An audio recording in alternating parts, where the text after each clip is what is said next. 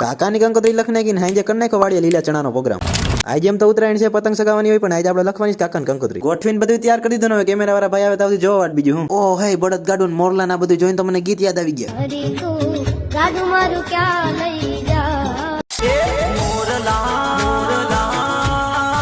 Camera વાળા ભાઈ આવી ગયા ને વરાજાને બેહાર દીધો હોય છે. હાલો તે કંકોત્રી જોઈને દાંત કાઢો. ઘી કલેજા બધા એકા પછી એક કંકોત્રી લખવા બેહી ગયા, પછી આપણે લીધી કલમ હાથમાં. બીજું હું હોય. કેમેરા વાળા ભાઈ કે એમ નહીં, વરાજા પાસે જઈને ફાકા મારો. પછી હું બેહી ગયો વરાજા પાસે. કાકા હું કેતો આપણે ઓલી 60,000 વાળી ઘડિયાળ મગાવવાની છે. હા ભાવિન ભાઈ ધીમું કે કંકોત્રી તો લખાયા રાખશે, આપણે પેલા રમી લઈ.